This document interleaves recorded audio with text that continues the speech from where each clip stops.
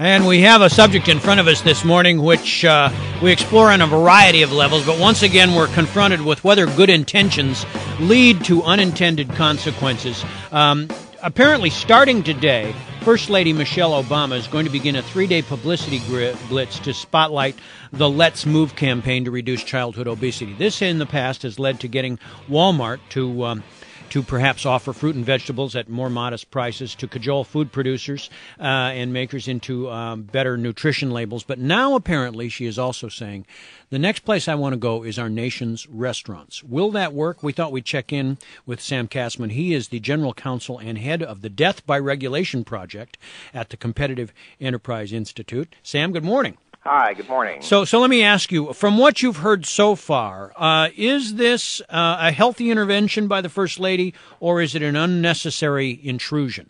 I think it's worse than unnecessary. I think it's going to be harmful. I think the end result is going to be that the restaurant menus become uglier, that the many restaurants become less appetizing, that when the White House if this actually goes through, in a few years it's going to be the case that the argument will be, look, people still have not changed their eating habits in restaurants despite these informational requirements that we're pushing, and so we need to make those nutritional warnings louder and more garish, and maybe we need to actually start taxing the foods we think are less healthy. And so I think the end result is going to be, in a sense, what's happened in other realms where warnings do not get followed by people because people make their own choices, and the government turns from trying to warn us to trying to tax us and to impose mandates. Let me ask you something about restaurants in general. I mean, it's one thing to shop for groceries and prepare the food at home, and if you're going to Walmart or a food chain, that's one thing. But it may not be true anymore because people eat out more often, but normally you're going out to eat something you couldn't get at home. That normally at least connotes some kind of guilty pleasure. Is this what we're trying to do, is kind of, eliminate all the risk from our diet?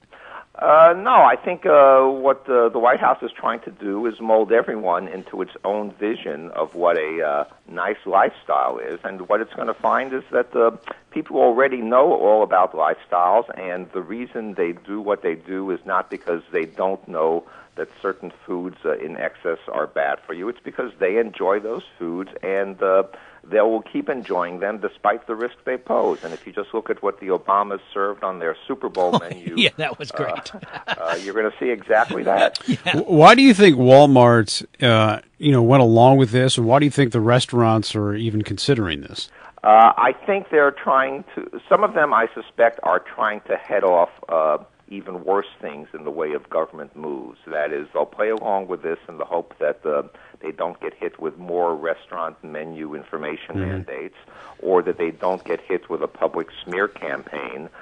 Maybe Walmart is hoping that some union pressure to keep out of certain areas is going to ease up at the White House backdoor urging. Or maybe they're just being very smart politically. Right. But I think the end result is not that these restaurants and groceries and so forth get victimized. It's that consumers are victimized. It was just a few months ago that Campbell Soup issued a very interesting press release indicating that maybe they'd gone too far with their healthy soup, low-salt products, and consumers were not buying them. They're losing the marketplace to Progresso as a result. Yeah. Let me ask you this. Some people have equated obesity to cigarette smoking. It's a public health issue. I'm not saying I believe this. I just want to get your reaction to it. Government has obviously intervened in the tobacco industry. I mean, first with the warnings, then tax. What happened in tobacco, what happens with tobacco in terms of regulation will end up happening with food in the space of 2 to 5 years. And so this push, for example, by the Food and Drug Administration to require pictures of diseased human organs on cigarette packs and cigarette cartons, in a few years you're going to see the same push to require those sorts of garish photos on packages of ground beef and cheese. And in front of restaurants, too? I mean, these are the things. Wherever they think they can get away with it. And so, when people flock to restaurants because they like the atmosphere there, that atmosphere, in part, is going to be destroyed. So is this going beyond, like, what Mayor Bloomberg's trying to do in New York with limiting salt intake? Bloomberg claims what? He's already saved 10,000 people from an early death. Because I bet he could not name a single one of those 10,000 people. This is total nonsense. But there was the case where when they banned smoking in restaurants and bars, everybody said, "Oh, that's going to destroy that industry," and it really hasn't. And in some cases, it's up. Their money's up. I think it's led to some bad effects. I think you've got, for example, this one way where a bar customer says, "Hey, leave my tab open. I'll be right back. I'm going to grab a smoke." He leaves to grab his smoke, but in fact, he leaves to go down the block to another bar. I think it's had some bad effects, and frankly, look.